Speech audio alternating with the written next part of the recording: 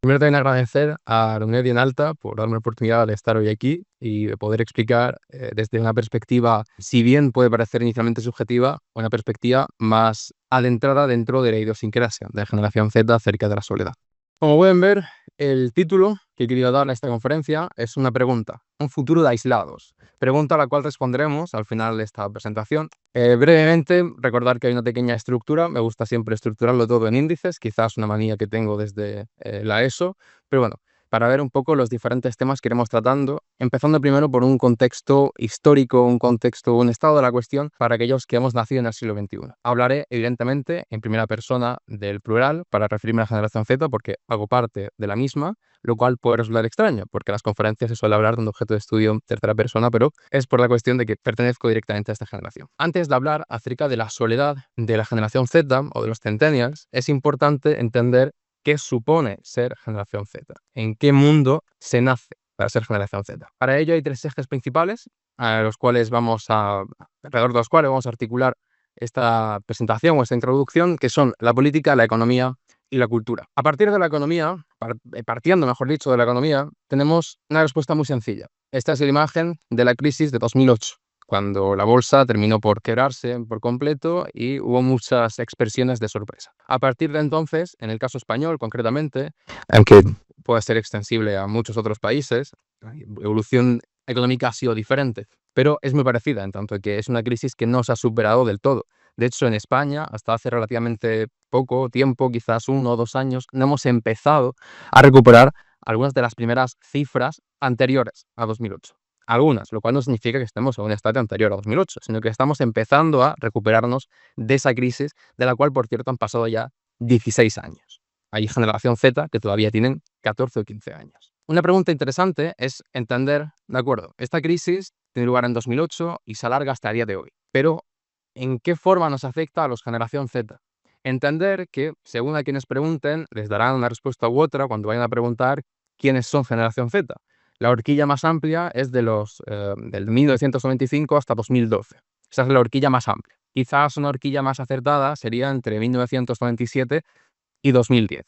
Eso sería la franja de personas que podría ser parte de la generación Z, entendiendo evidentemente que aquellos que han nacido en los primeros años, 97, 98, 99, y en los últimos, 2008, 2009, 2010, comparten muchas similitudes, los unos con los millennials y los otros con los alfa, que son los que vienen después de 2010. A fin de cuentas, el tiempo no son cajones compartimentados de forma exacta, pero nos puede servir un poco para hacernos una idea de la situación general en la que crece una generación Z. Entonces, en cuanto a la economía, ¿qué impacto puede tener esto en una persona? En cualquier caso, la crisis 2008 afectó a la generación Z de una forma diferente al resto de generaciones. El más grande tendría 11, 12 años como mucho. Con 11, 12 años todavía un sujeto, una persona, no se ha desarrollado políticamente y está estableciendo aún cuáles son sus sueños y cuáles son sus esperanzas, sus objetivos en la vida.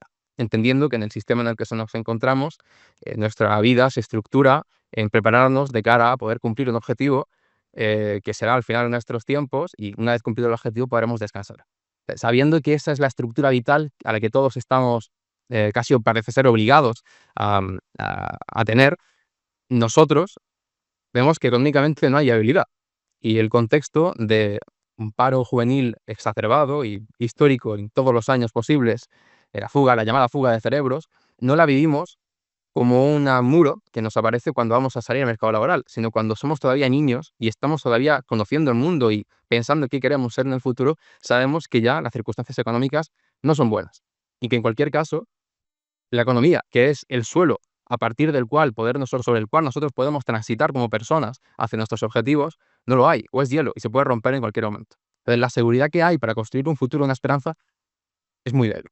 Eso en cuanto a la economía, pero podríamos decir que, bueno, nos agarramos a la política y entonces podríamos construir toda una esperanza o todo un sueño, un proyecto futuro. La cuestión es que a nivel político también ha habido un proceso de quiebra. Hay que irse un poco más atrás, con la caída del muro de Berlín, ya una buena parte de la izquierda pierde cuál es su referente a nivel internacional. Un golpe muy duro, traumático, para muchos de los partidos políticos de la izquierda, principalmente europea, por el valor simbólico que tienes. En el momento en el que una potencia mundial, que es tu referente, que te ayuda a poder situarte en el espacio político internacional, desaparece, pierdes por completo tu brújula o tu orientación en el mundo y por tanto pierdes bastante cuáles son las líneas de desarrollo que tienes a nivel político. Bien, esto ocurre y podríamos ahora pensar que no representa a toda la política existente. De hecho, ni siquiera representaría a toda la izquierda, porque en 1968, como todos sabemos, surge una nueva vía de izquierda en la que se da carpetazo, en buena medida, a la redistribución económica para darle más importancia al reconocimiento de las identidades sociales. Y es cierto que esto ocurre muchos años atrás, en 1968, cuando nace la llamada Nueva Izquierda, no tanto con las manifestaciones de París, sino casi principalmente por la toma militar de Praga por parte de los soviéticos, la intervención militar que hay en Praga, que fue ya un golpe muy duro que marca el desengaño con la Unión Soviética por parte de la izquierda. Aquí nace la que se llama Nueva Izquierda. Aún se llama así, han pasado casi 60 años, ¿vale? Y se sigue llamando Nueva Izquierda. Y podríamos pensar que estas promesas de futuro, que están más encaminadas a las circunstancias del contexto del siglo XXI, porque ya se ha superado el mundo en el que se construyó esta izquierda, como comentábamos, del materialismo, del marxismo más clásico, se ha superado y nos encontramos en 1968 en un mundo en el que surgen todos los sismos, en un mundo mucho más globalizado, en el que la política incluso europea está reaccionando y se construye alrededor de lo que ocurre en Asia, en la Indochina francesa y en Vietnam.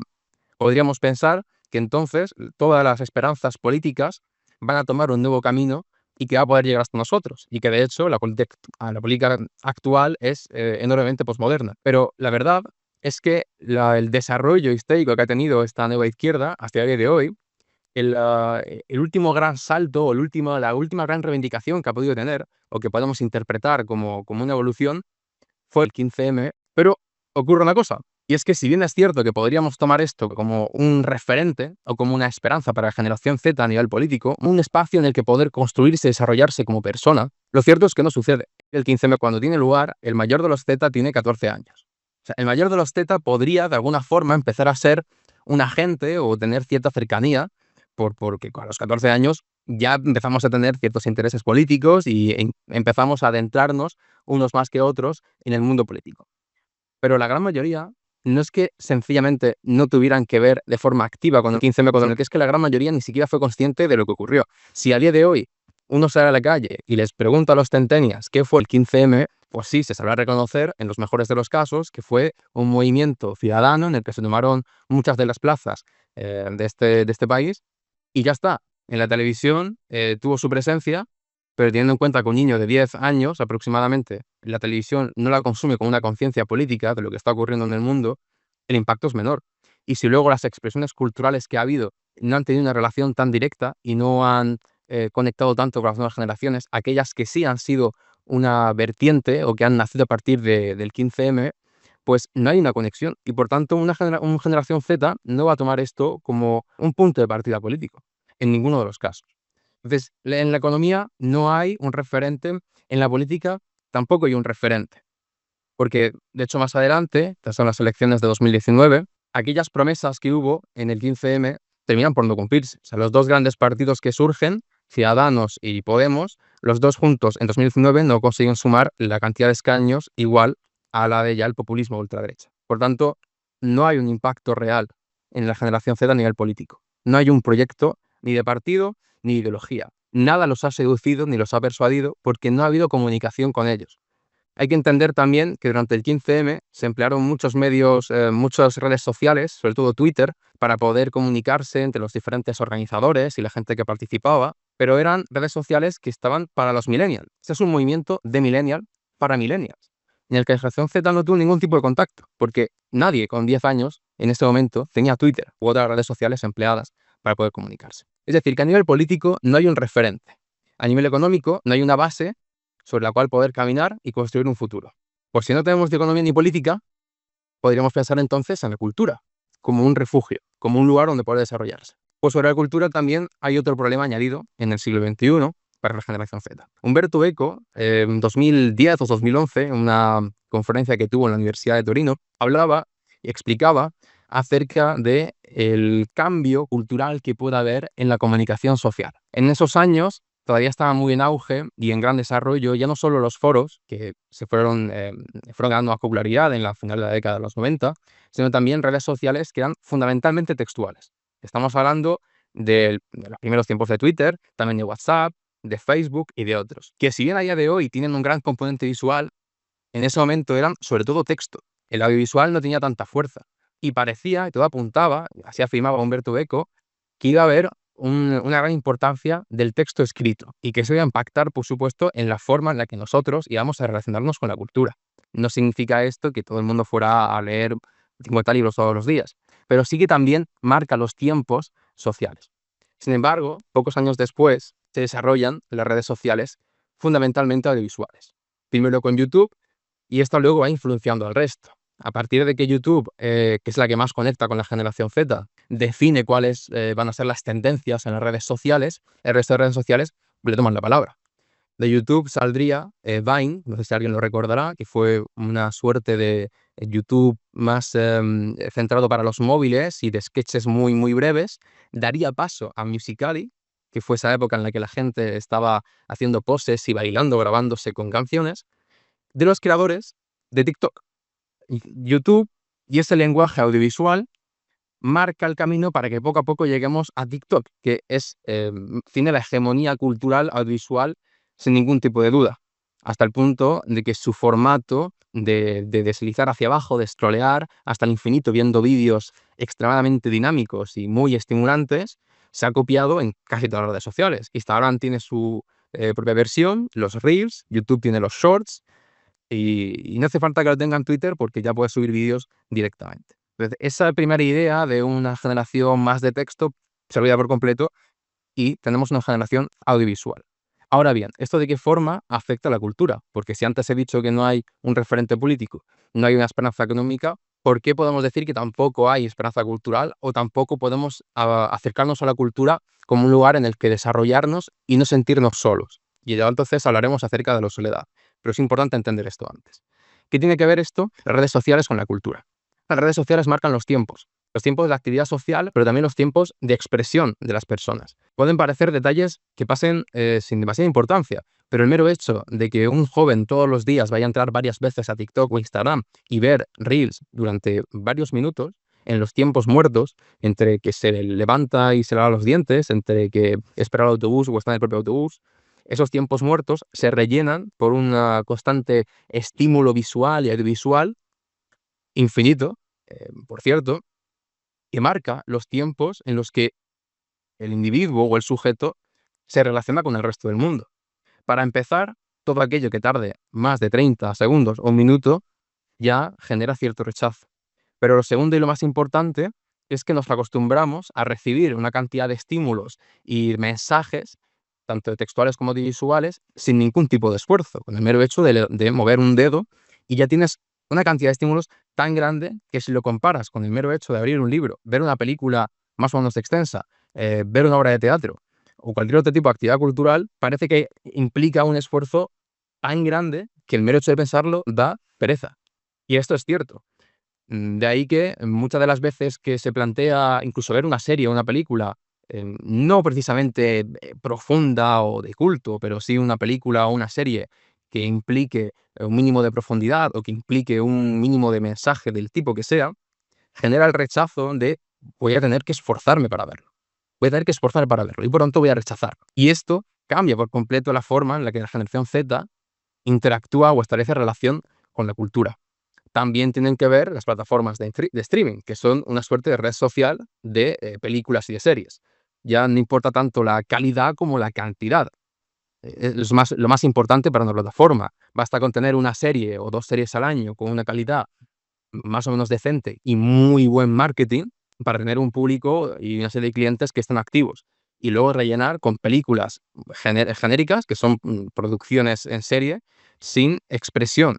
Por lo tanto, la relación que establece la persona que va a ver lo que le recomienda Netflix, porque además vemos aquello que nos recomiendan, es pasivo en todos los sentidos, va a dar por hecho que cualquier obra cultural es de ese tipo y que te va a aportar esa conexión empática con los personajes, que te va a aportar ese conocimiento general acerca de un tema o esa predisposición a una reflexión.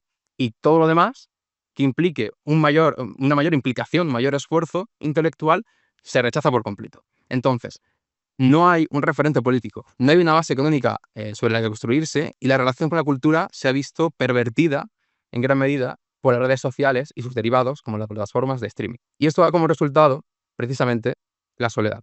Una soledad que va más allá de una soledad de compañías, de soledades amorosas, sino una completa soledad existencial. La soledad que vive la generación Z, si bien es una soledad que también tiene que ver con la sociabilidad, que hablaremos de ello ahora mismo, también tiene que ver una soledad de corte romántico, muy relacionado con la autoestima y con las relaciones sociales.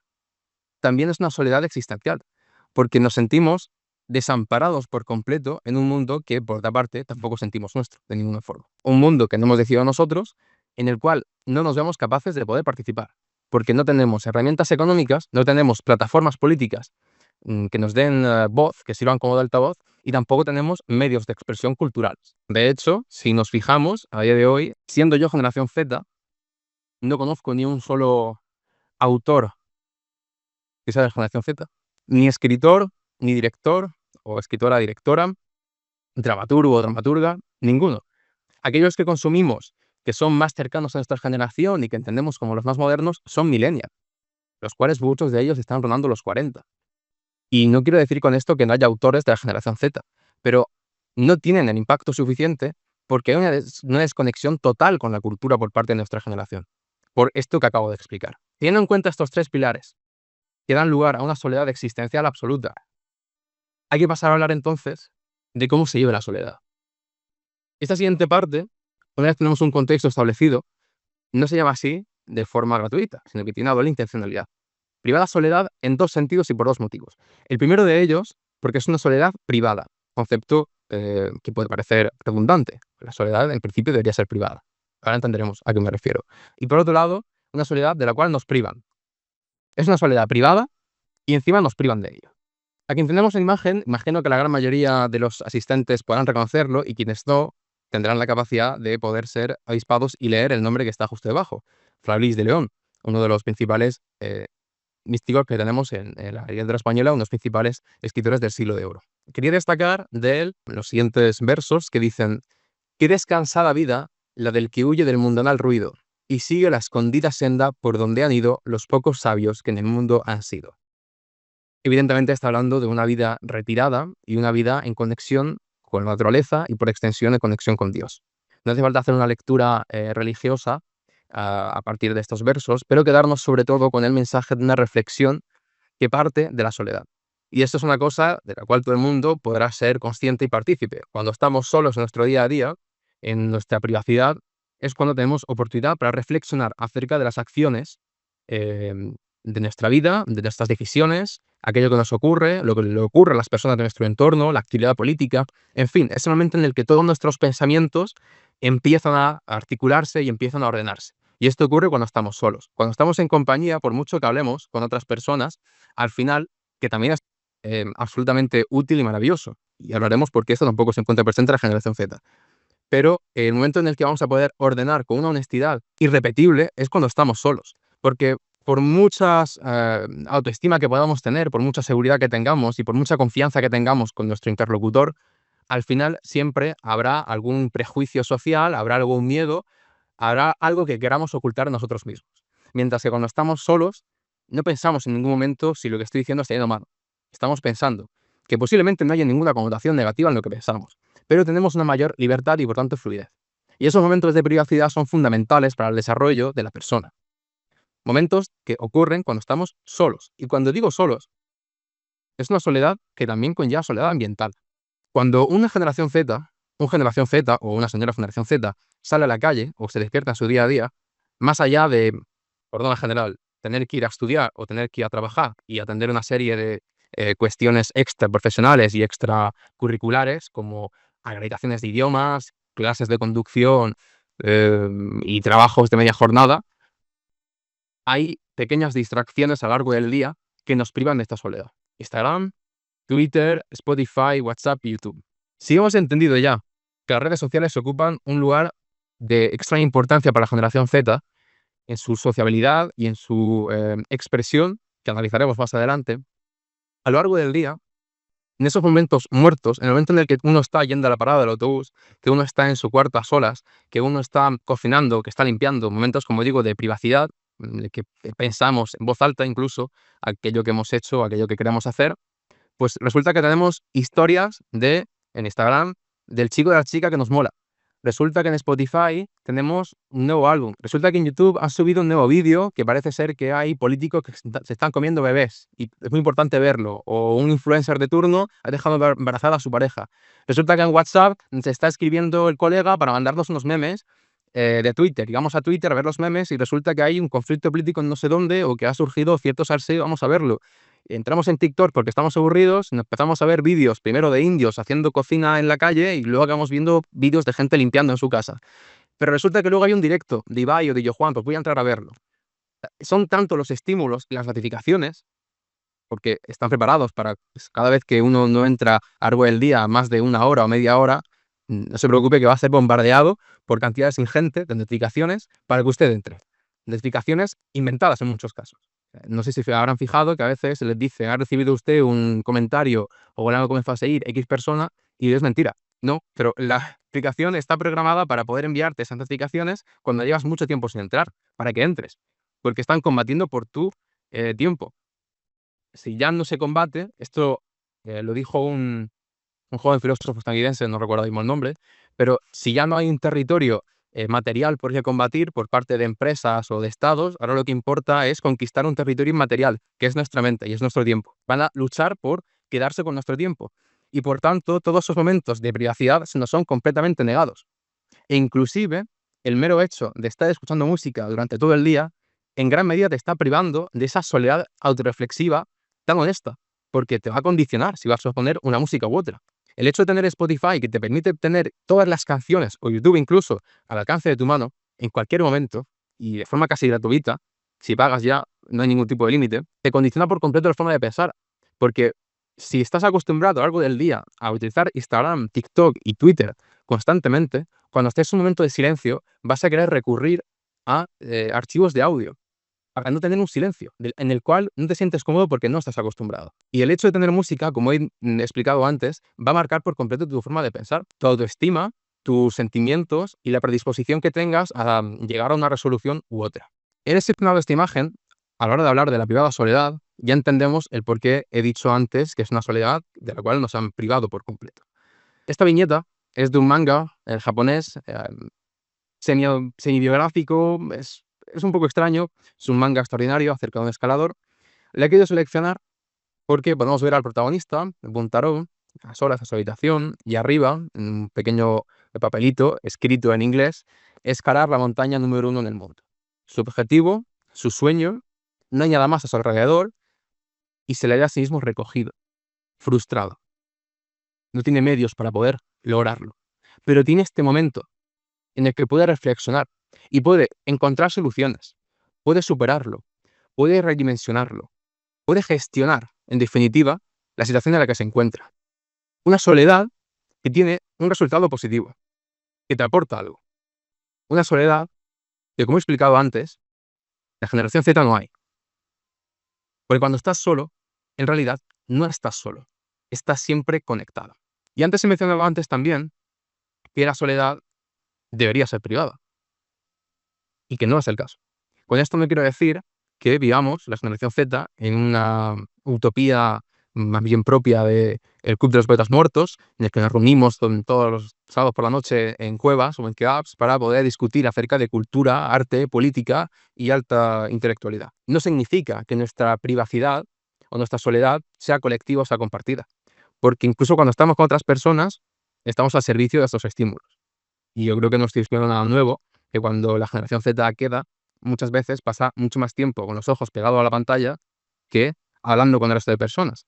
Pero no porque no les interese, sino porque ya el mero hecho de estar revisando el teléfono constantemente hace parte de una normalidad y de una forma de estar en el mundo y de existir. Por tanto, la soledad compartida, que también es un tipo de soledad en el que un grupo reducido de personas se encuentran en confianza y puede expresarse, tampoco tiene lugar. Teniendo en cuenta, además, que muchas de las veces que vamos a relacionarnos socialmente con otras personas va a ser a través de videollamadas o de chats, que eliminan por completo, sobre todo los chats, las implicaciones emocionales de cada una de las palabras, las expresiones faciales, el cuerpo, tu forma de sentarte y de respirar, eso queda eliminado. Y en la videollamada queda sujeto primero a la conexión de internet, que como estamos viendo incluso en mi caso particular, regulera, en ocasiones me deja de escuchar. Pues imagínense una conversación mínimamente seria. Le elimina en gran medida esa humanidad y esta conexión empática con la otra persona.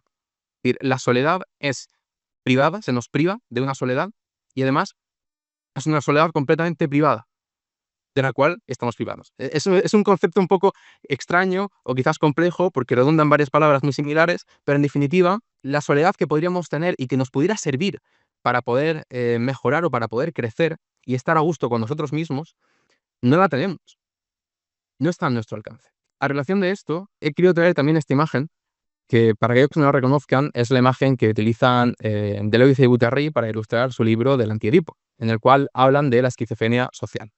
La esquizofrenia social, en un síntesis muy amplio, es cuando la máquina sintiente y la máquina social entran en contradicción. Cuando hablamos de máquina sintiente y de máquina social, nos referimos a casi dos personas diferentes. Por un lado, un mismo ser, un mismo individuo, es una máquina social, en tanto que responde a una serie de expectativas sociales que la sociedad pues, espera ciertos logros por tu parte, un comportamiento X de tu parte y una actitud. Esperan algo de ti. Mientras que la máquina sintiente tiene otros deseos, tiene quizás otros objetivos o tiene quizás otras contradicciones emocionales internas. No se corresponde a aquello que la sociedad espera de ti con lo que tú estás consiguiendo o lo que tú crees que puedes conseguir. Y entran en contradicción. El ejemplo práctico es cuando entramos a las redes sociales, nos vemos inundados por reels, por memes, por imágenes de gente, puede ser estéticamente casi perfecta, con un físico escultórico, con un pelo que parece que ha pasado por las manos del mejor peluquero del mundo, una mirada, una corporalidad que es casi perfecta, es lo que se espera de ti, es lo que se espera de un hombre o de una mujer, llegar a tener esa estética o llegar a tener esa gracia, ese carisma, pero luego te miras al espejo o luego cuando estás hablando con tus amigos te das cuenta de que no eres tan gracioso o que no eres tan seria cuando te estás expresando y se contradice completamente lo que la sociedad espera de ti, lo que tú también te obligas, según lo que la sociedad te dice, y por otra parte, lo que realmente eres y lo que realmente sientes. Eso se llama esquizofrenia social. Esa disrupción de la mentalidad que hay en la persona. Y eso afecta enormemente a cómo uno se socializa con los demás, perdón. Porque cuando se produce esta disrupción y no tienes un momento de soledad en el que poder hacer que entren en diálogo las dos partes de ti, esa división de ti mismo, cuando no hay una reconciliación porque no hay un momento para reconciliar esas dos partes, a nivel emocional estás completamente desgastado. Y se acrecenta todavía más ese sentimiento de soledad existencial, porque no eres capaz de poder resolver cuáles son tus problemas y cuáles son tus contradicciones. No tienes las herramientas ni los instrumentos, porque no tienes el tiempo de poder hacerlo. En síntesis, hasta ahora, lo más importante es que no hay tres pilares fundamentales para poder desarrollarse. No hay pilar económico, ni político, ni cultural, lo que conlleva una soledad existencial. Y luego no hay una soledad positiva, ni una privacidad activa por parte de las personas, de los sujetos, que les permita poder gestionar sus problemas. Y por tanto la soledad se percibe como algo malo, porque no tenemos esa relación con la sociedad positiva en la que somos capaces de poder gestionar nuestros problemas y que nos van a aportar algo. Por lo general va a ser siempre algo negativo porque va a ser cuando estemos tristes, cuando no tengamos distracciones y no estamos acostumbrados a afrontarlas.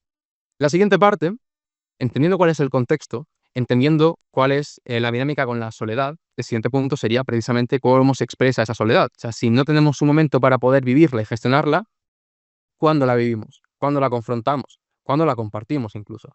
Pues si las redes sociales ocupan un pilar fundamental es precisamente porque son ese espacio en el que podemos expresarnos y expresar también la soledad. Cuando estamos con el teléfono, bueno, de hecho, no sé si esto ocurrirá también a otras generaciones, pero en la generación Z ocurre mucho. En el momento en el que dos personas están intimando, no necesariamente en el sentido romántico, sino cuando se están conociendo y hay una cierta confianza como amigo o incluso como cierto interés de otro tipo, una cosa muy habitual es enseñar lo que se tiene en la galería. Y no es una práctica consciente, perdón. Es algo que ocurre, una suerte de inercia, porque lo que tenemos en nuestra galería, los memes, las fotos, los recuerdos, son una extensión de nosotros mismos. Hacen parte de nuestra memoria y de una dimensión absolutamente privada de nosotros. Por tanto, entendemos que el móvil es una extensión de nuestra alma casi. Y que en ese sentido, está conectada con una parte muy privada. De igual forma que tenemos pensamientos que no compartimos con el resto, en el móvil encontramos información que tampoco compartiremos con el resto de personas. ¿Pero qué clase de información? O sea, ¿es sencillamente un chat con otra persona? No, no me refiero a eso. Cuando entramos en Instagram o en TikTok, cualquier red social, y empezamos a consumir los diferentes mensajes, memes, textos, edits que podamos encontrar, lo hacemos en soledad, o más bien en privacidad, incluso cuando estamos en grupo. La imagen está cerrada en este rectángulo y proyectada directamente hacia nosotros. Si hay gente a nuestro alrededor, no parece que lo esté viendo, porque la línea que nos conecta, una línea muy simple, es también estrecha y cerrada. Es yo y el teléfono. Y en tanto que soy yo y el teléfono, que es un ser inerte, yo puedo ser completamente yo. Así que aquello que subimos a las redes sociales, los comentarios que hacemos, incluso las publicaciones a las que les damos me gusta, es una forma de expresar con mucha honestidad lo que pensamos y lo que sentimos, sin darnos cuenta de que eso es completamente público. Y eso es lo que vamos a analizar ahora. Primero que todo, hay que entender que en las redes sociales, en la generación Z, lo que más prima son los memes. Y los memes son muy amplios, muy complejos. En definitiva, es una forma de expresarse y, por lo general, una forma humorística de expresarse. El ejemplo que tenemos delante es efectivamente humorístico, absurdo, un lobo vestido con chándal Nike que dice "me la fucking pela, chaval". No hay una lectura más profunda que eso, pero es un ejemplo de las cosas que nos podemos encontrar que pueden ser desde un humor absurdo, un humor cultural o subpolítico. Encontramos aquí pues una comparación de Nico Williams y Lamine Yamal con dos maceteros con pelos y con plantas que simulan pelo. Un personaje de Edmund Stilton, novelas infantiles, que se llama Arturo Pérez Reverte, porque físicamente se parece.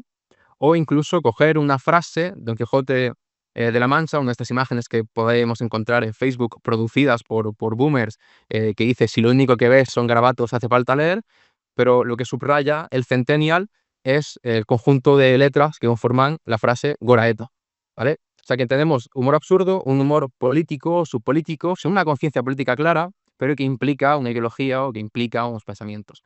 Un humor político también mucho más, podemos decir mainstream o más ingenuo, desde un chiste sin más de decir: "A un lado voy a ejercer la democracia", o retratar a Pedro Sánchez con un perro con corbata, en relación al apodo que recibe de Perro Sánchez, y en este caso no de forma insultante o de ataque, sino que hace parte de aquel momento previo a las elecciones en el que se recuperó este ataque a la persona para hacerlo parte de un meme y hacerlo parte de un mensaje positivo, de un discurso positivo de la misma.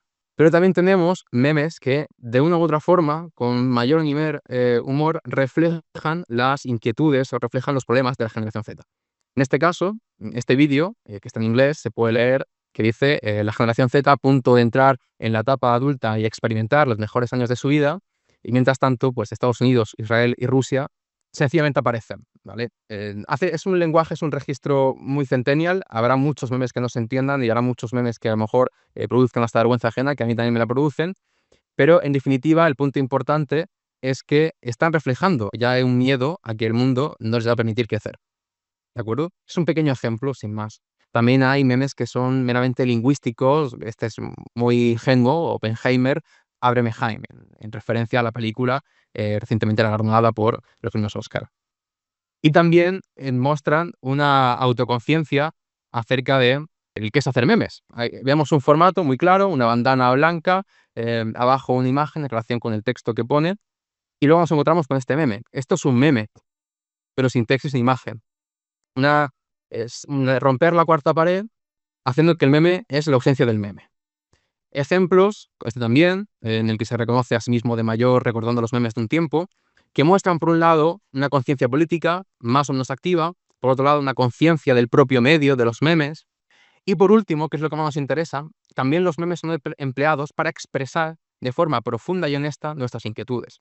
Teníamos antes el ejemplo de Estados Unidos, Israel y Rusia, que no pasa de ser un meme que intenta reírse de la circunstancia, pero nos encontramos ahora con un meme serio, en el que dice: cuando una persona adulta te comienza a decir que eres un mal ejemplo, flojo y que nunca llegarás a nada.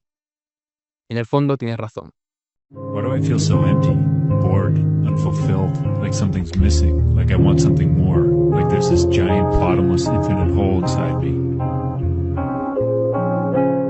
Lo importante aquí es que hay una persona en Internet que ha decidido editar esto y publicarlo. Está exteriorizando esta preocupación personal suya. Y podría no pasar de ser algo anecdótico o algo que está sencillamente ahí y que reaccionamos a ello, porque al final los que suben memes los van a subir en cuentas anónimas. Si vamos a los comentarios, nos encontramos que hay reacciones.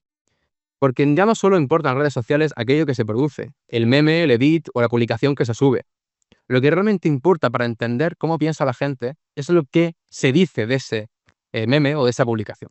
Porque algo muy importante es la conversación dentro de las redes sociales y los comentarios.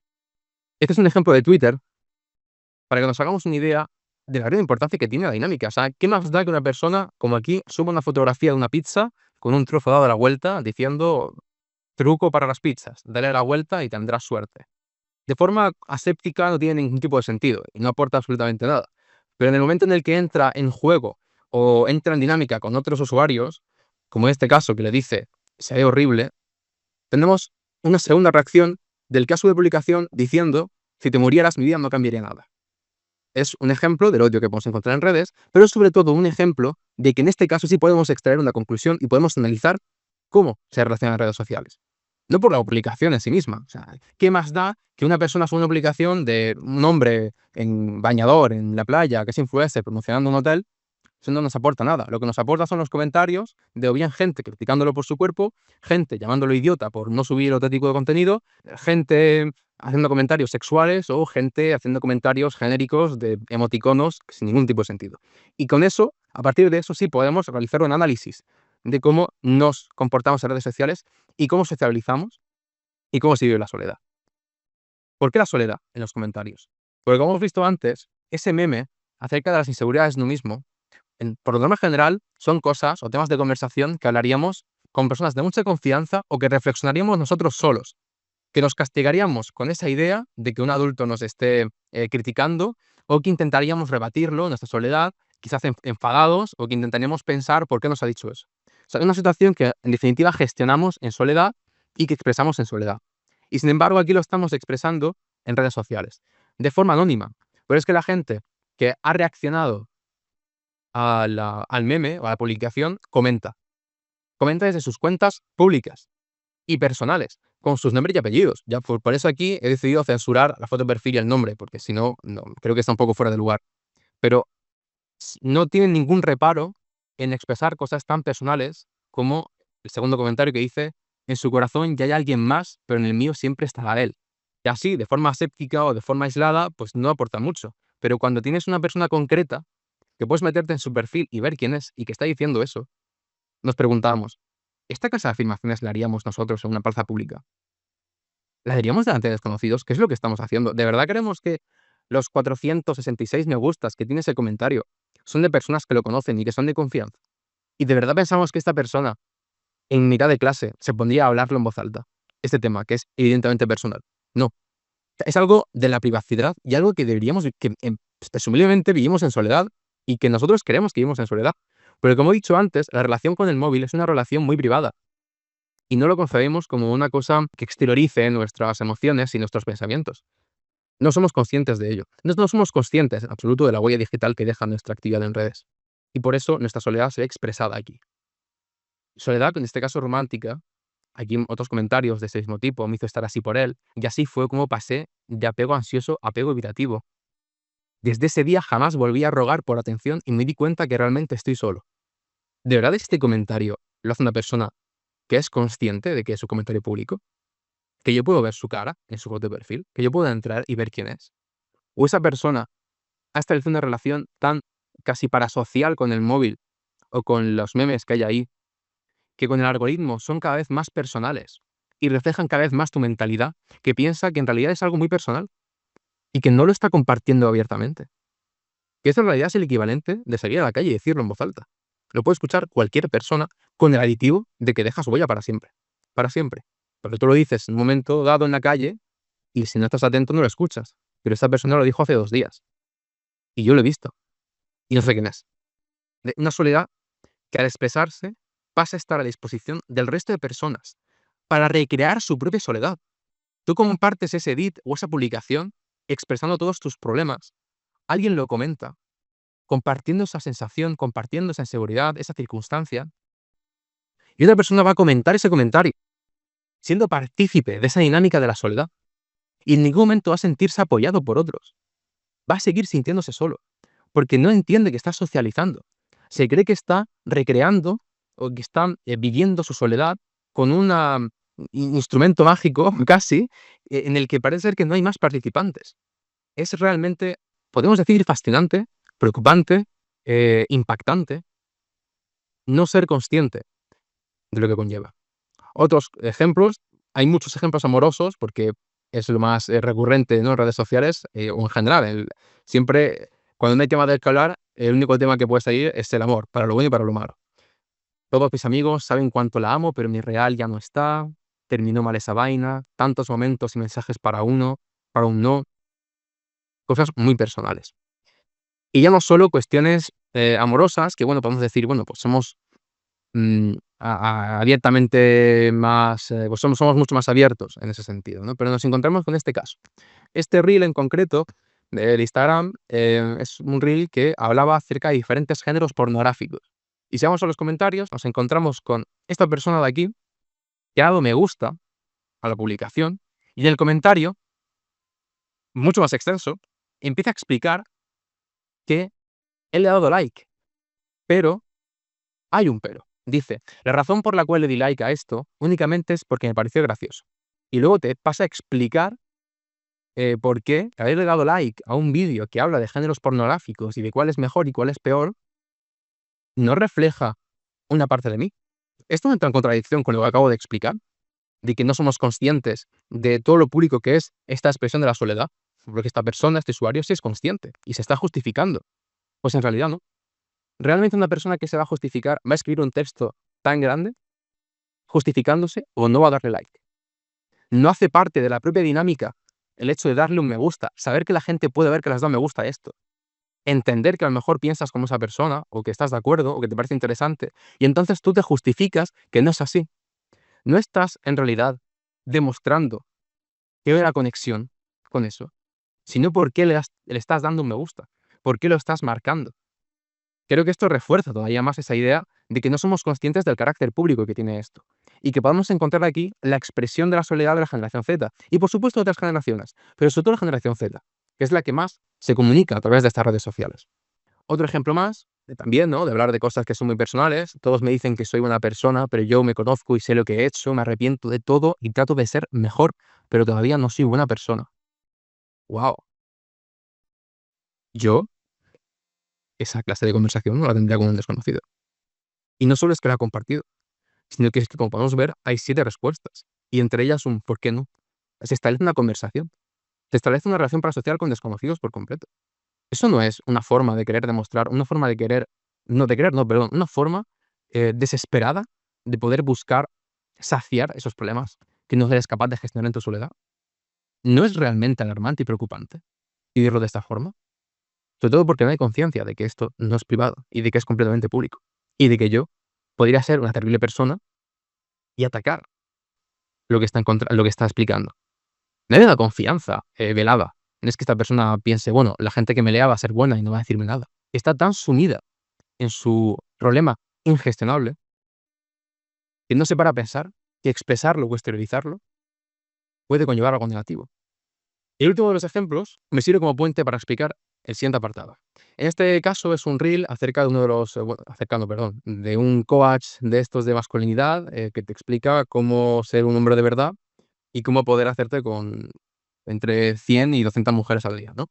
Bueno, en los comentarios nos encontramos, eres un grande, vamos a inventarnos un nombre, Juan Carlos. Eres un grande Juan Carlos, gracias a ti me harto de empujar, entendemos a qué se refiere con empujar, o esto me lo han hecho a mí, que ella no mire las mías, pero en persona que se ve que hay interés y la traigo. ¿Por qué crees que lo hace si lo hace una mujer? Bueno, esta pregunta va porque en el vídeo explica no ver los mensajes de la otra chica antes de tiempo. En cualquier caso, lo que nos encontramos ya no son solo problemas románticos, problemas de autoestima. Aquí son también problemas de autoestima románticos conjuntos y además con una carga política enorme y se está exteriorizando. Y no es un muro de Facebook o una entrada de Twitter en el que estás reivindicando, sino que realmente es como establecer un chat personal con el que o bien ha publicado el edit o el reel en cuestión, si pone la cara, y si no la pone, como hemos visto anteriormente, que es un edit sin más y cogido una imagen cualquiera, no es un chat privado con esa persona, sino un chat privado contigo mismo. O sea, si no encuentras tú a alguien en el móvil, una persona reconocible que te esté diciendo algo que, con lo que tú te sientas reflejado en ello, cuando tú estás comentando, en ese caso tú lo que estás haciendo es entrar en conversación con esa persona, con la que has establecido una relación parasocial.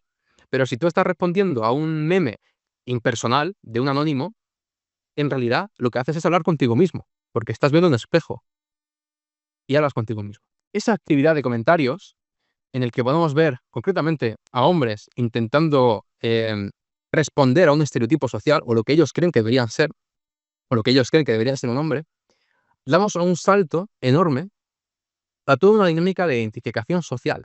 A raíz de estos comportamientos, a raíz de esta forma de querer buscar un grupo, de querer buscar a alguien que te entienda, alguien con quien compartir algo, se terminan formando grupos.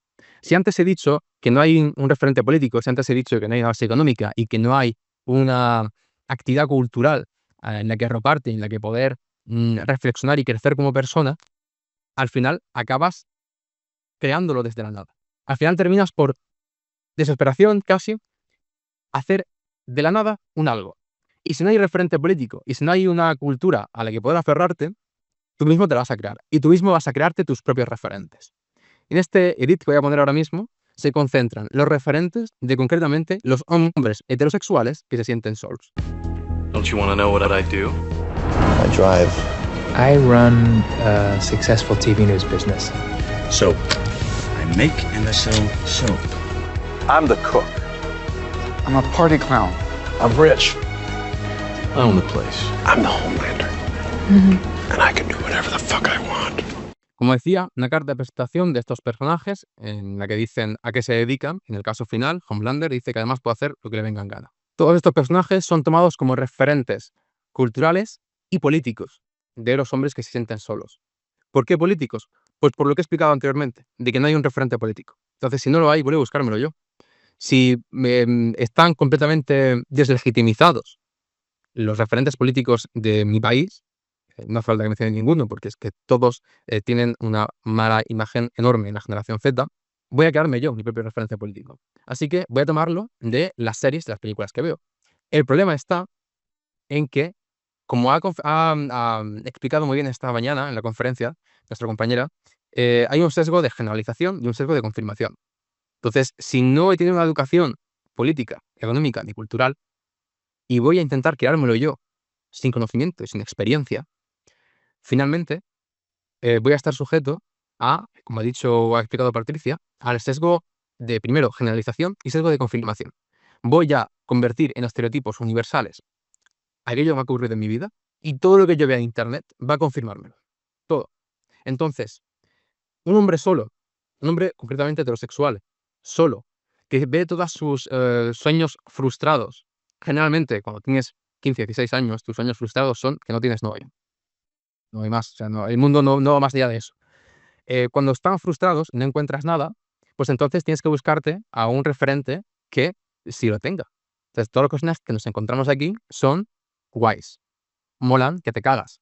Son ricos, son superhéroes o supervillanos, son físicamente atractivos, son molones, son todas aquellas cosas que querríamos ser y que no somos. Entonces buscamos ese referente, lo tomamos como nuestro y queremos replicar su comportamiento y su forma de pensar. El problema está en que si habéis reconocido cuáles son los personajes, pues los personajes que aparecen son, dicho de la forma más amable posible, la gran mayoría absolutamente despreciables. Desde Homelander, que es un personaje escrito con la intención de ser un nazi, hasta Tyler Durden, que es un personaje escrito con la intención de provocar verdadero rechazo por ser una persona, creo que a palabras del autor, asquerosa.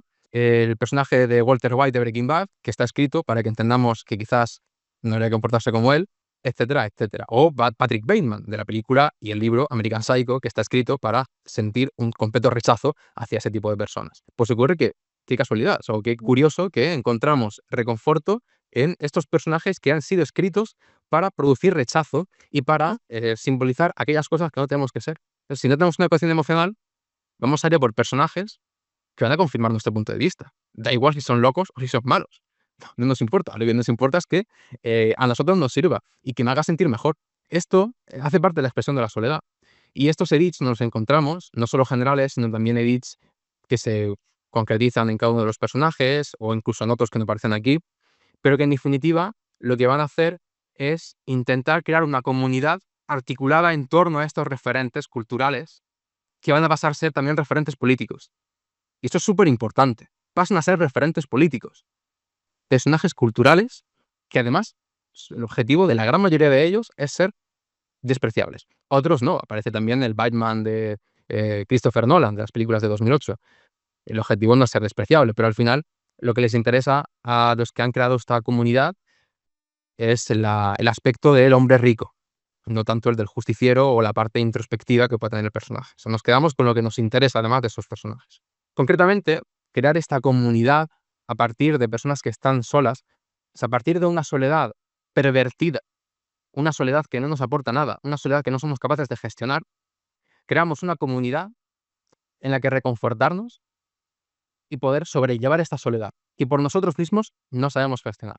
En el caso de los hombres heterosexuales, como he dicho, están referentes, y los dos principales, a partir de los cuales surgió todo este movimiento, por allá de 2018-2019, más 2019 que 2018, son personajes de dos obras en concreto: American Psycho, de Bret Easton Ellis, y Fight Club, el Club de la Lucha, de Chuck Palahniuk.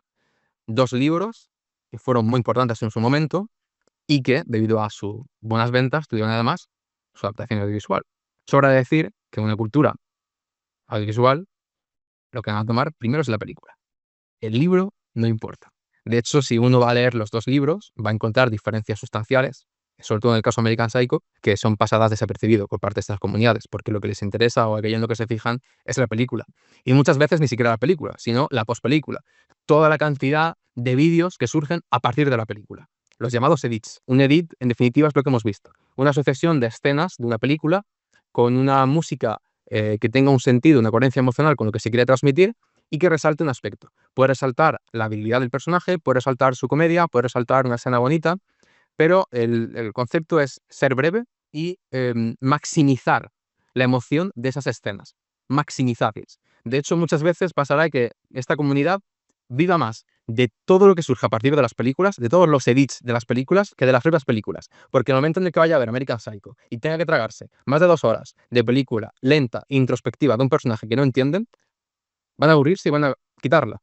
Y son comentarios que puedes encontrar. O sea, gente que comenta el edit diciendo que está mucho mejor el edit que la película, porque el ritmo es completamente diferente. Bien, pues los dos principales que se toman son el Patrick Bateman de American Psycho y Tyler Durden. O sea, Edward Norton no importa. El que importa es Tyler Durden, porque es el que mola. Aquellos que hayan visto, las películas o que hayan leído los libros, pues sabrán que por una parte Tyler Durden está ahí para identificarlo y rechazarlo en nuestra vida.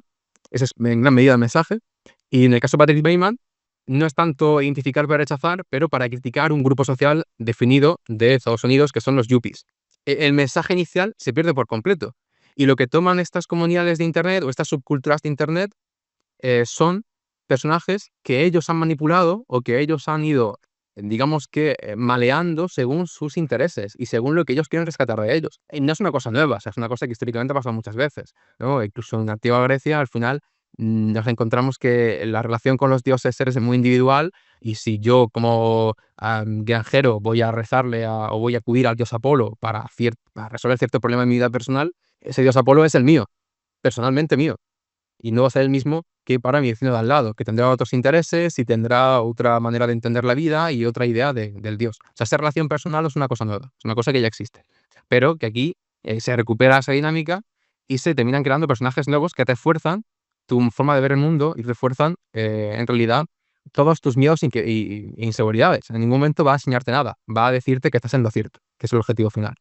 Bueno, pues toda esta dinámica de American Psycho, del Club de la Lucha y otras películas, con un gran carácter de odio y de violencia, termina por evolucionar a una posición muy nostálgica. Aquí tiene mucho que ver la figura de Ryan Gosling. Y como digo antes, esto se ciñe sobre todo a la parte de los hombres heterosexuales, perdón, y ahora mencionaremos qué ocurre mientras tanto con las mujeres heterosexuales y con los otros colectivos sociales, porque evidentemente en Internet no solo hay hombres heterosexuales, hay muchas más personas. Eso termina por evolucionar a un carácter mucho más nostálgico y melancólico a raíz de la película de Blade Runner 2049.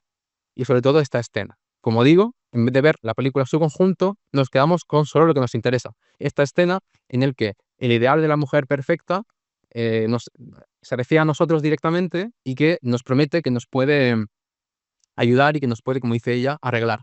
Ese estereotipo del hombre proveedor, caballero que tiene que proteger y que se esfuerza mucho, que está solo y que tiene que ser arropado por la princesa que emocionalmente lo comprende y que va a conseguir cuidarlo, ¿no?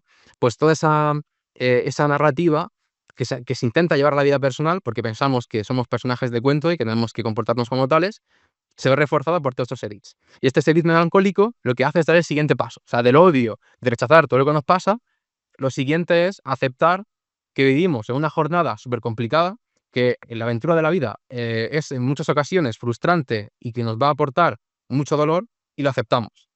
Y llegamos a este punto de Blade Runner 2049, en el que estas comunidades, estas subculturas que expresan su soledad, primero diciendo que si estamos solos es porque los demás están mal, ahora acepto que a lo mejor el problema soy yo. Y aquí es cuando se empieza a dividir, sobre todo. O sea, si ya en 2019-2020 los hombres solitarios de Internet encontraron un punto común, a partir de este momento ese punto común se rompe y se divide en muchos grupos más pequeños. Que no voy a pasar a analizar porque seguirá meternos en cosas demasiado específicas. Vamos a continuar con otros grupos sociales. Decir que si hay interés especial, pues en mi canal de YouTube tengo un vídeo en el que analizo la figura de Ryan Gosling en este sentido, sobre todo a partir de la película de Barbie y su papel como Ken. Bueno, pero ¿qué ocurre entonces con las mujeres, por ejemplo? Con las mujeres heterosexuales o con los hombres homosexuales. Pues debo decir que al ser yo un hombre heterosexual, desgraciadamente, y esto es muy importante destacarlo a la hora de investigar en redes sociales, mi algoritmo me limita enormemente. O sea, si yo tengo una serie de intereses culturales y una vida en concreto y me gusta ver ciertos vídeos, se va a reflejar en mi algoritmo, que se va retroalimentando y se va cerrando, cerrando, cerrando hasta quedarse en un solo estereotipo.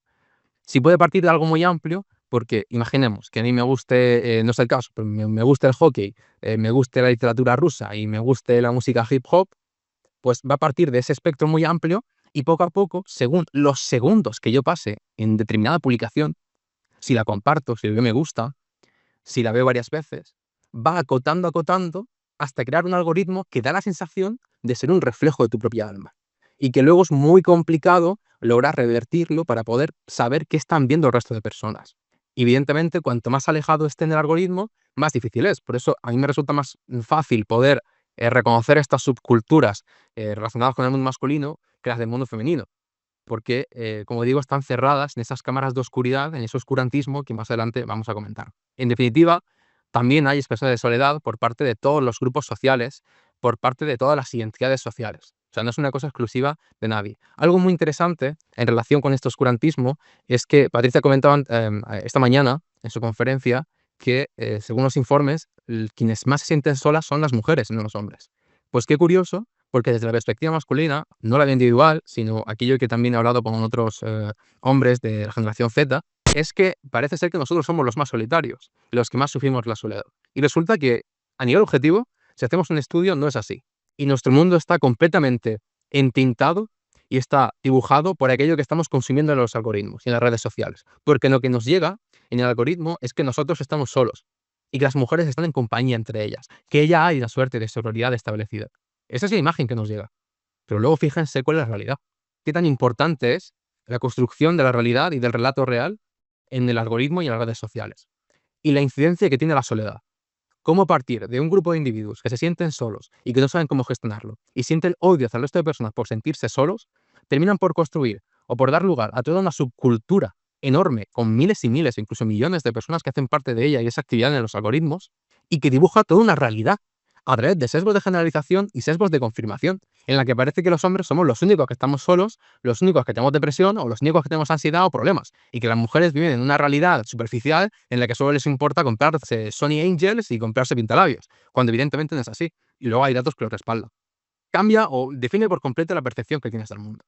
Luego, además, es importante resaltar Aparte de los algoritmos, la soledad también se expresa, como he indicado antes, en las relaciones parasociales. Y las relaciones parasociales no solo se limitan a cuando ves un edit o un meme en concreto, sino también con la figura de los influencers, que pueden ser, sobre todo en Twitch, que tiene una cercanía enorme al ser un directo, o en Instagram a través de las historias, o incluso en TikTok por el formato propio de TikTok. Generas una relación parasocial con el influencer de turno, con el que crees que tienes una relación de amistad, una relación de intimidad incluso.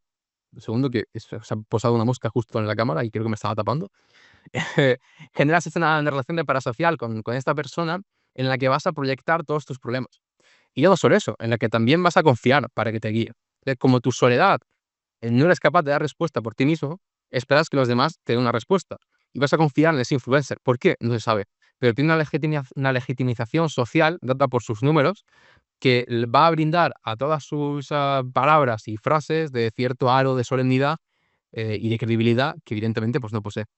No he puesto ningún ejemplo en concreto para no señalar a nadie, porque como serían vídeos, no me apetece tampoco ir señalando a influencers concretos, pero creo que es muy fácil, o todos conoceremos algunos casos concretos, sobre todo con lo que ha ocurrido en Valencia, que todo el mundo opina absolutamente de todo el mundo es experto de todo, y si ocurren las tertulias, que está plagada de todólogos, pues también ocurre en Internet, con el aditivo de que además si tengo 5 millones de seguidores, me creo con una legitimidad que ni siquiera por ser el presidente del gobierno. Nos encontramos con el caso de un TikToker mecánico que dice que él está más capacitado que el presidente del gobierno para gestionar el país, porque tiene una serie de personas que se lo están diciendo constantemente. Una relación parasocial por parte del espectador que confía en ese influencer para poder generar una opinión y para poder gestionar los problemas que en su soledad no sabe gestionar, pero también por parte del influencer, que genera una relación parasocial en la que parece ser que el número de personas que lo está siguiendo son o bien un refuerzo o bien son el equivalente a una estadística de nivel o de poder en un videojuego, ¿no? En un videojuego tú tienes estadísticas, puntos de salud, puntos de fuerza, de resistencia, y aquí se resumen puntos de seguidores. Y cuanto más tienes, pues se ve que más razón tienes, aparentemente, ¿no? Cuando evidentemente, pues nada mejor de la realidad, pero esa es la dinámica que se genera. Y así es como van creciendo y así es como van solventando todas esas cuestiones de la soledad en esas relaciones parasociales que no te permiten a ti desarrollarte como persona y que luego tú, por ti mismo, no vas a saber gestionar cuáles son tus problemas en un futuro. Si hablamos de redes sociales, si hablamos de subgrupos culturales y de cómo la soledad nos mueve o nos empuja a crear estos comunidades de Internet fundamentadas en malinterpretaciones, en perversiones, en interpretaciones capciosas de diferentes referentes culturales, hay que hablar entonces de las cámaras de eco y oscurantismo. El ejemplo que traigo es de cámaras de eco de precisamente el populismo de ultraderecha, que es el que más fuerza tiene en redes sociales y el que más y mejor ha sabido captar a todos los jóvenes solitarios, en especial a los hombres. Este ejemplo concreto, tenemos una imagen de Margarita Robles y este usuario dice, este es el aspecto de Margarita Robles, el ogro que prioriza Marruecos sobre Valencia. Sentiría una profunda lástima si cuando todo esto acabe no se le hiciese la vida imposible a esta gárgola mala y satánica. Esto porque es una cámara de eco.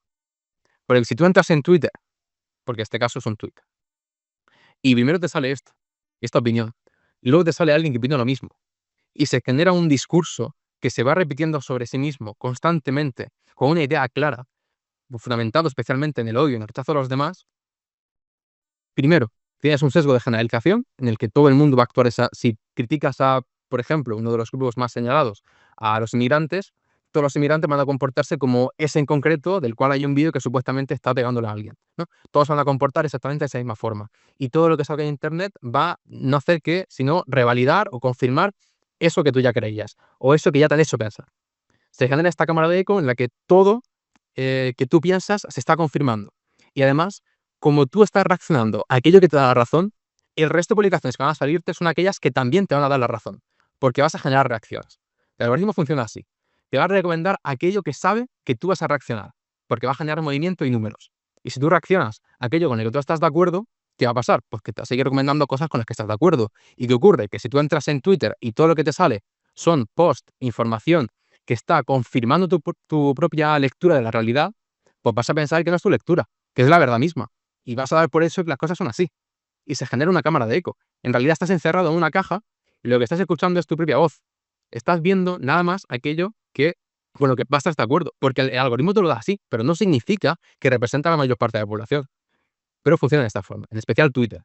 De hecho, en Twitter, por eso últimamente se ha hecho todo un espacio para los extremos y los radicalismos. Y hago énfasis en que, en especial, la ultraderecha y los ultraconservadores, no por señalar a unos u otros políticos en concreto, sino porque es que la realidad es esa, que los que han sabido captar y poder organizar comunidades sociales en base a esta dinámica de los algoritmos y de la soledad son precisamente los grupúsculos de ultraderecha.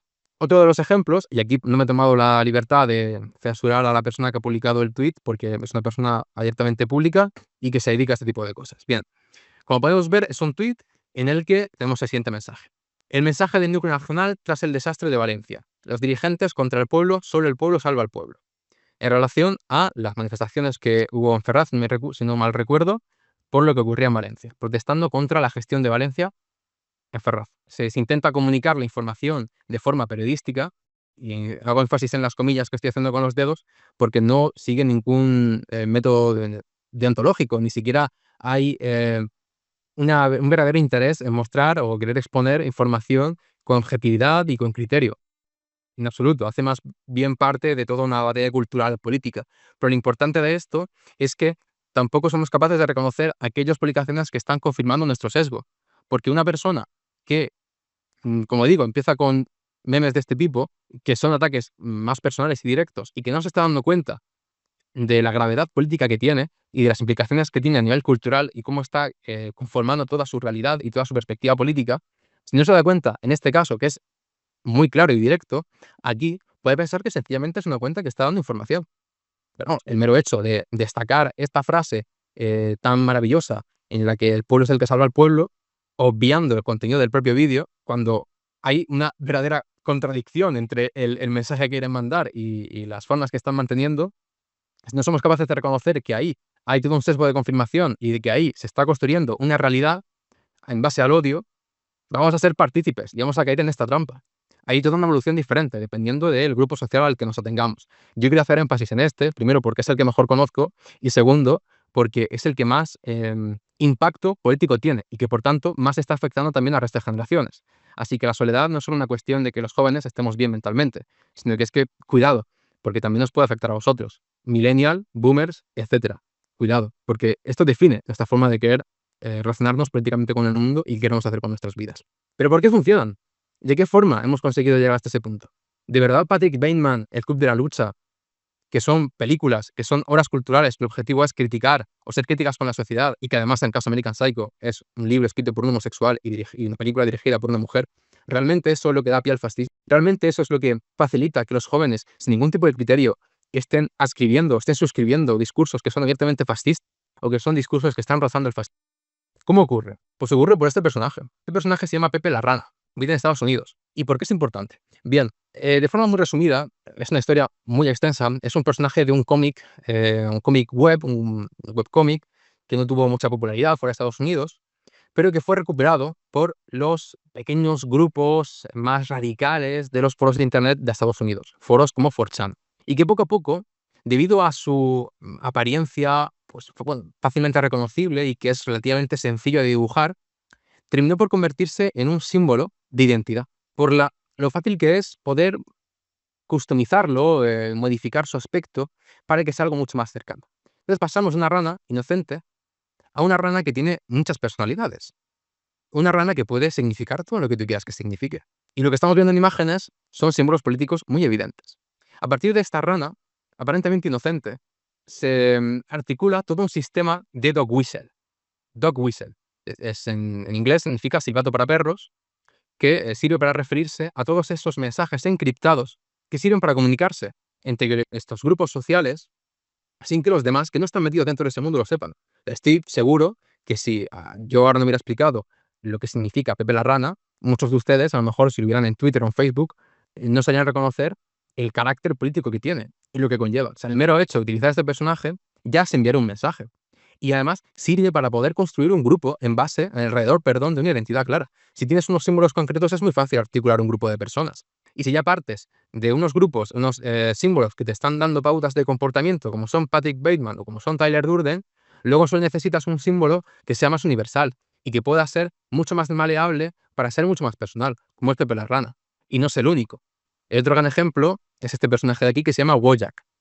que en gran medida es lo mismo, pero es una persona en vez de Pepe la Rana, y que también se utiliza para poder convertirlo en lo que tú quieras, y que muchas veces tiene implicaciones políticas. Y en el caso de Wojak, aquí solo hay implicaciones políticas de derechas, bueno, de derechas no, perdón, directamente ultraconservadoras, pero también se puede emplear en otras ramas políticas. No está tan monopolizado como Pepe la Rana, pero que sí sirve para poder generar esa cercanía, esa conexión que no había entre el 15M y la generación Z, y que ahora sí la hay entre estos memes y la generación Z. Porque se genera toda una comunicación autorreferencial que si estás fuera no la entiendes, y que si estás dentro, en el momento en el que estés dentro y que la comprendas, no vas a querer salir, porque vas a tener FOMO, ¿no? El fear of missing out, el hecho del miedo de perderte lo que está ocurriendo, de perder esa corriente que está fluyendo y que es más rápida que tú, y que si te sales vas a quedarte completamente apartado, vas a volver a estar completamente solo. Así que, como digo, si partimos de una soledad de adolescentes de la generación Z, acabamos con esto, y no podría explicarse sin soledad. Y es extremadamente peligroso. Es extremadamente peligroso. El hecho de romantizar, idealizar o incluso normalizar a Primo de Rivera, esto que vemos aquí sería el concepto de mujer tradicional, la represión policial. Es impactante ver cómo la soledad de un grupo de adolescentes, habiendo entendido cómo tiene lugar esa soledad, ¿no? Porque no hay un pilar económico, no hay un pilar político, no hay un pilar cultural, no conseguimos gestionar la soledad por nosotros mismos y entonces acudimos a las redes sociales. En las redes sociales creamos nosotros comunidades de apoyo que necesitan de referentes culturales, los tomamos, pero como no sabemos tomarlos y no tenemos una educación que nos permita gestionarlos de forma adecuada, hacemos que se conviertan en una confirmación de nuestro pensamiento, de que nosotros estamos en lo cierto y de que si estamos mal es porque los demás están, o sea, si nos sentimos mal es porque los demás están mal y es por culpa de los demás. Y creamos una comunidad enfrentada al resto. Y de ahí pasamos al fascismo. ¿De qué forma? Porque si tú lo que fundamentas es una comunidad social en base al odio, no hay ideología más basada en el odio que el fascismo. Y esto no es una lectura subjetiva o una lectura ideológica, es una lectura objetiva. El fascismo, en definitiva, es el rechazo a todo lo que no seas tú. Y por eso se da ese salto, no por ningún otro motivo. No es porque hay una predisposición natural, sino porque hay toda una consecución orgánica de los acontecimientos que ha llevado hasta este punto. Y nos encontramos como hay una exaltación ya abiertamente del franquismo. Evidentemente no es generalizado, no podemos pensar que todos los jóvenes de la generación Z son franquistas, eso sería absurdo. Pero el hecho de que unos pocos, a través de estos mecanismos digitales, sí, por culpa de la soledad, nos debería hacer reflexionar acerca de la importancia que tiene la soledad. Ya no solo porque a nivel emocional estemos mal, sino qué significa que emocionalmente estemos mal. ¿A dónde nos va a llevar eso? ¿Cuáles son las consecuencias directas? ¿Cómo se materializa eso en el resto de aspectos de la vida? Porque va más allá de estoy mal y lloro todas las noches o incluso odio mi vida, que ya es algo horrible. Si es que encima tiene consecuencias para el resto de personas que nos rodean, a nivel político, a nivel social. El efecto es tan grande que deberíamos preocuparnos mucho más por la raíz del problema.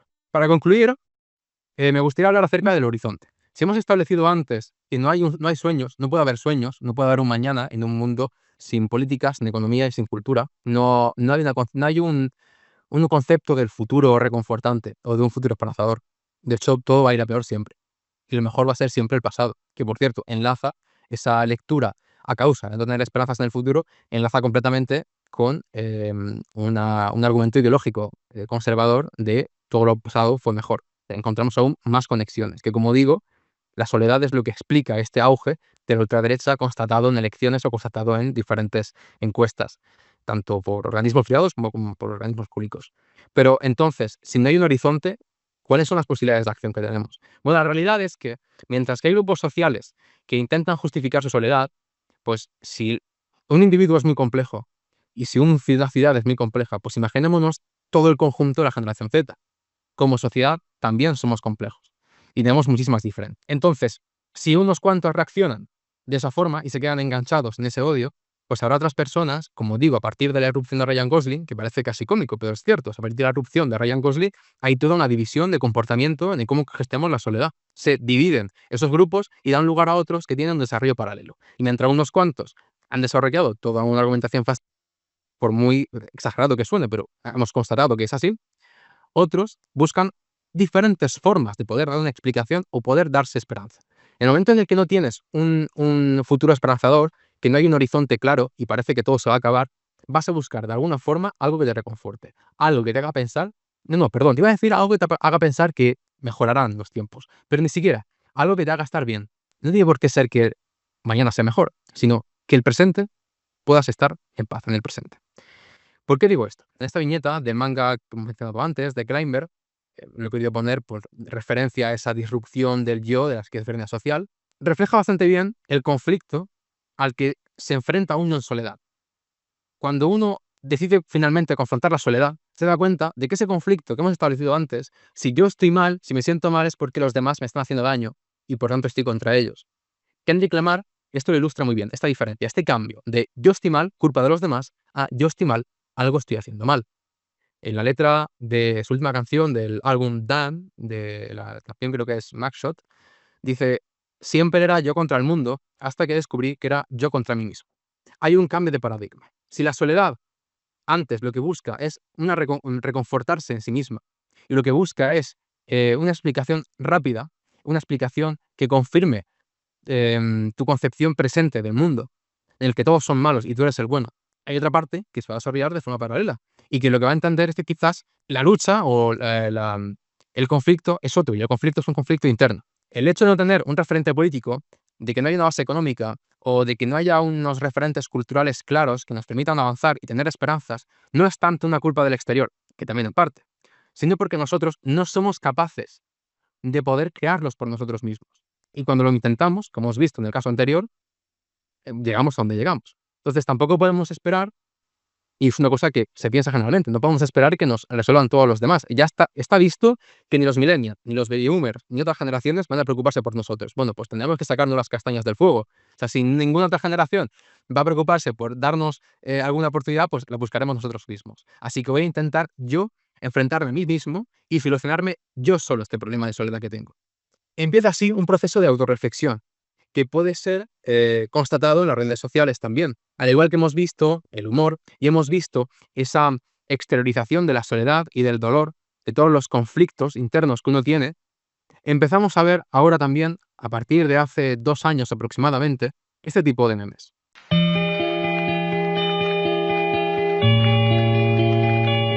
Algún extraño en algún sitio todavía te recuerda porque tú fuiste amable con ellos cuando nadie lo fue con ellos. Esto cambia completamente de cómo hemos visto hasta ahora. Ya no es un meme de risa, ya no es una crítica política y tampoco es un problema que tú tienes y que lo estás exteriorizando porque buscas ese, ese apoyo social o buscas esa gestión de las emociones que no eres capaz de encontrar por ti mismo y que lo lanzas al mundo a ver si alguien te puede ayudar. Esto es completamente diferente. Aquí lo que se está es exaltando un comportamiento y una actitud ante la vida que choca por completo con esas expresiones de soledad que hemos visto antes, con esa identificación con personajes despreciables, antiéticos, como Patrick Bateman o Tyler Durden. Aquí se está exaltando el comportamiento de amabilidad, de generosidad, de socializar con el resto de personas. Vamos a ver más ejemplos. Aquí encontramos, ya no son vídeos, una imagen en el que se ilustra muy bien este cambio generacional, esta decisión entre un paradigma u otro, una disyuntiva que ha dividido por completo una generación. A la izquierda tenemos lo que hemos definido antes, que aquí lo quieren reducir o lo quieren estereotipar en los nihilistas, ¿no? En el que todo va mal. El mundo no tiene sentido, todo está mal, van contra mí y sufro por culpa de los demás. Y a la derecha lo quieren llamar absurdismo, el mundo no tiene sentido, así que yo voy a dárselo. O sea, el supuesto cambia. El supuesto ya no es yo estoy mal porque los demás me hacen daño. No, yo estoy mal porque decido que me hagan daño. Ya las responsabilidades son otras. Se asume la responsabilidad sin entrar en decir que esto sea mejor o peor o que esto sea lo correcto. Pero hartos, ¿no?, de querer convivir en este odio constante de Patrick Bateman y Tyler Durden, los mismos que han creado esa comunidad social, se segrega, hay un cisma, pero en estas comunidades sociales, y se busca otra forma de socializar. Y se busca otra forma de gestionar la soledad. Y ahora la soledad ya no es un problema, ya no es un sitio que quieras evitar y que necesitas que la gente te saque de ello, o que necesitas música porque no te sientes cómodo en la soledad porque no sabes gestionarla. Ya no es eso. Ya, de hecho, lo que buscas precisamente es estar a solas contigo mismo porque quieres enfrentarte a ti mismo. Lo que quieres es precisamente mejorar. Quieres gestionar aquello que te ha llevado por su ingestión a tomar decisiones negativas y a tomar una actitud que al final te ha repercutido y te ha hecho daño a nivel emocional. Otros ejemplos que encontramos, pues este,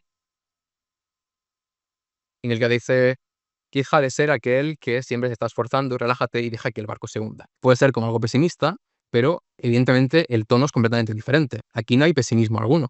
Aquí se está aceptando las circunstancias del mundo. Yo no puedo cambiar, yo no puedo construirme un referente político de la nada. Si yo no puedo construir un referente político, si no puedo hacer nada con la economía, si no puedo tampoco salvar la cultura porque me parece que la cultura está mal o se está rompiendo, voy a aceptarlo. Voy a dejar de reaccionar con odio. Voy a dejar de ser reaccionario para empezar a tomar acción. Y esa acción es precisamente, en muchos casos, no hacer nada. No por pasividad, sino por tomar conciencia de la situación en la que uno se encuentra. Otro ejemplo, ya sin vídeo, es en el que dice, cuando siento que voy a tomar venganza con otra persona y mi colega me dice, la mejor venganza es no ser como tu enemigo. Otro ejemplo es este. Ayudar a una persona puede no cambiar el mundo, pero puede cambiar el mundo de una persona. Significa todo un cambio en el discurso y todo un cambio en la concepción misma en la que entendemos el mundo y en la forma en que vamos a socializar. La soledad ya no es visto como algo malo. Damos como ejemplo, una vez más, el manga de Climber, manga, como digo, maravilloso, en el que el protagonista se acerca a la naturaleza y disfruta de estar a solas y libre en la naturaleza. Porque de la mano de este cambio en el paradigma, también hay una exaltación de lo natural, que veremos más adelante. Este es otro vídeo más.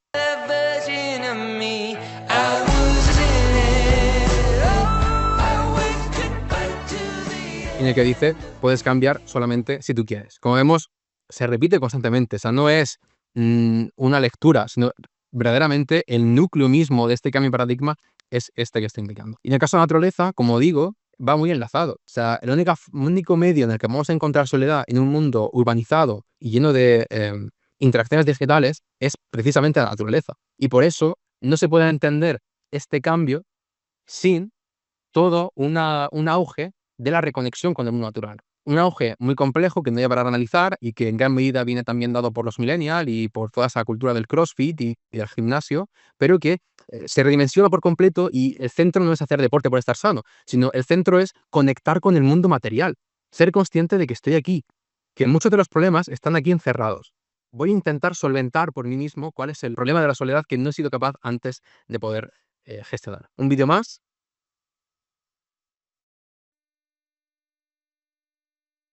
So if things are going good, enjoy it. It won't last forever. And if things are going bad, don't worry, it can't last forever. Enjoy life, disfruta de la vida. El discurso es que cambia completamente. Mientras que los edits que encontramos de personajes como Patrick Bateman y Tyler Durden son mostrando odios a los demás, atacando a las mujeres, como recreándose en la tristeza y en la soledad y en la melancolía, en estar mal, como si el estar mal se disfrutara. Aquí lo que se disfruta es estar vivo. O sea, son dos caras completamente opuestas de una misma generación y de un mismo sentimiento que es la soledad. Los dos son productos de una soledad que no nos han enseñado a gestionar y que hemos nosotros decidido gestionar de la forma que hemos podido o querido. Y además, eso también conecta de forma un poco más aislada, porque el tema, como digo, es mucho más complejo, mucho más extenso, con una reconexión con la espiritualidad. No hablo de tarotismos, no hablo de chakras o de yoga. Esa revolución espiritual tuvo lugar hace 10 o incluso 20 años. Ahora, la revitalización de lo espiritual tiene como objetivo las religiones monoteístas por completo, va también muy enlazado con este crecimiento de los ultraconservadores a partir de la soledad, porque pues, si no encuentras un referente cultural en el que poder inspirarte, o si no eres capaz de reconectar contigo mismo o de encontrar referentes culturales de otro tipo, porque al final los vídeos que hemos visto pues tienen caballeros, o un personaje rubio que habéis visto que se llama Thorfinn, de una serie, o incluso algunos intelectuales, al final tiene que haber un referente. Si no queremos ni unos y otros, el último referente que nos queda entonces es Dios. Y por esto hay muchos jóvenes, no demasiados, pero sí que la actividad en redes de los católicos y de los musulmanes es cada vez más presente. Y yo en lo personal he conocido a muchas personas que hace unos años eran agnósticas o directamente ateas y que se han acercado a la espiritualidad de forma práctica, o sea, practicando incluso, porque en su búsqueda de un referente, porque no hay economía, no hay política, ni hay cultura, pues algunos tenían incluso abrazando la religión. Y nos encontramos con este edit, por ejemplo, o este meme, en el que dice, cuando te das cuenta de que el problema no eran las circunstancias, sino tu falta de confianza en Dios. Oh, you don't even smile.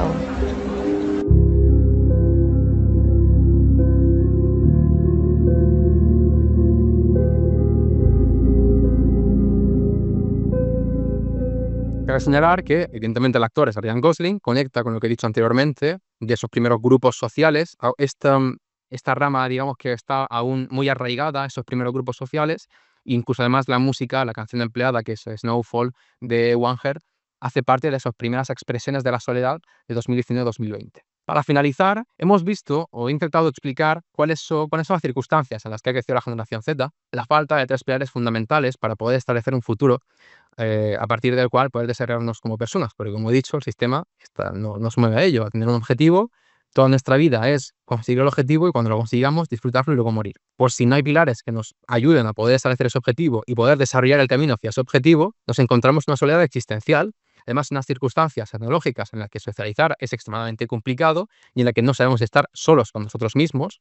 Así que para intentar desesperadamente gestionar esa soledad y esos sentimientos negativos, terminamos creando grupos sociales en las redes sociales, en relaciones parasociales en las que no comprendemos lo privado y lo que es público. Se crean comunidades subculturales que ellos mismos crean sus propios referentes, ellos mismos crean sus propias pautas de comportamiento que evolucionan algunos hacia fascismo y otros evolucionan a reconectar con la naturaleza o reconectar con Dios. Es un poco la síntesis de lo que hemos visto hasta ahora. Y he cogido, para terminar e ilustrar lo que hemos visto, una vez más, viñetas del manga de Climber, que voy a recomendar por tercera o cuarta vez, en el que el protagonista está caminando por las montañas, se dedica básicamente a caminar por las montañas y a escalarlas, de ahí el nombre de la obra, de Climber, el escalador. Está intentando buscar un camino en la noche, solo iluminado por las estrellas, no sabe muy bien cómo llegar al pico de la montaña, porque como en la vida misma, si tomas un camino equivocado, si tomas un montículo de nieve, este se hunde, te caes y te mueres. En la vida misma, si tomas un camino que es equivocado o que te va a llevar a ese montículo de nieve, vas a terminar muriendo. Hay que saber muy bien cómo orientarse para no terminar mal. Y mal puede ser muchas cosas, no solo la muerte, sino también una mala vida llena de frustraciones por no saber gestionarlas, en definitiva, ¿no? Pues intenta encontrar un camino y es el propio mundo, las propias circunstancias, las estrellas mismas, las que van a ayudarle a poder encontrar una ruta, una pauta de comportamiento, una filosofía, una forma de gestionar esa soledad, él solo en un mundo lleno de oscuridad. Las circunstancias, las estrellas, le marcan el camino para poder seguir adelante.